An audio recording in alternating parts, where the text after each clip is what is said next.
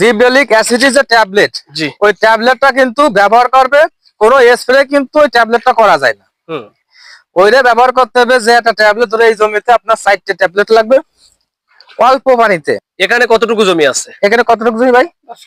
10 কাঠা। 10 কাঠা। তা সেই তুলনায় 10 কাঠা জমি আপনার 4টে ট্যাবলেট, 4টে ট্যাবলেট যেহেতু অল্প পানিতে গোলাতে হবে, যেহেতু আপনি সারের সাথে মিক্সড যখন করবেন, বেশি পানি দিলে তো আপনার সারটা তো পানিয়ে যাবে। তার জন্য অল্প পানিতে 4টে ট্যাবলেট মানে ভিজাই থবেন। অলরেডি যে কোনো বোতলে তার মুখটা খুলে মানে মুখ আইটে দেবেন না, 4 ঘন্টা ভিজাই রাখবেন।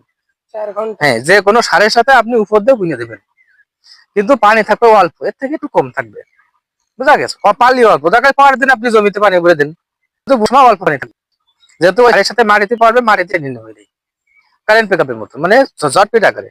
পরের দিন আপনি পানিতে ভরে দেন, দিলে তারপরে আপনার লতি যেটা ফারবে সেটা লাম পাবে।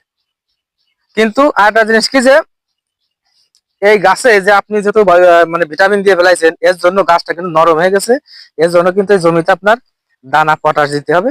দানা পটাশ আপনি যখন বললেন হ্যাঁ দানা পটাশ আছে, আর দানা পটাশ না থাকলে সে ব্যবস্থাও দেওয়া আছে। তো দানা পটাশ যখন আছে আরো সহজে একটু ভালো হইলো। দানা পটাশ আর বাংলা ফসফেট পাওয়া যায়।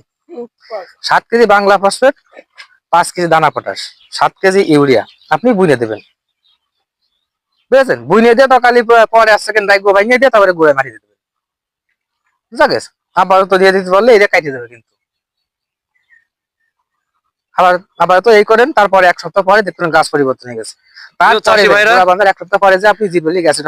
আজকে আসছিলাম আব্দুল আলিম ভাইয়ের জমিতে, তো ভিজিট করে গেলাম এবং আলিম ভাইকে কিছু দিক নির্দেশনা দিলাম, কিছু পরামর্শ দিয়ে গেলাম কিভাবে কি করতে হবে। আলিম ভাই যেহেতু নতুন মানুষ, তো আপনারাও অনেকে আছেন নতুন, বাংলাদেশের যে বিভিন্ন প্রত্যেকটা অঞ্চলে যে চারাগুলো পাঠিয়েছি কেউই কিন্তু পুরাতন লোক না, সবাই নতুন।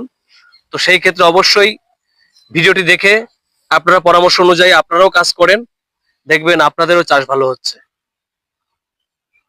তো ভিডিওটি এই পর্যন্তই।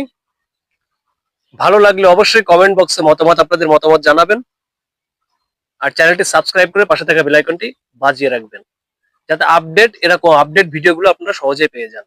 আর আরেকটা বিষয় বলি, চারা সেল করছি আমরা, চারা বাংলাদেশের প্রত্যেকটা অঞ্চলে চারা পাঠাচ্ছি, শুধু চারা দিয়ে থেমে যায় না, প্রত্যেকটা অঞ্চলে আমরা ছুটে যাই, খোঁজ খবর রাখি।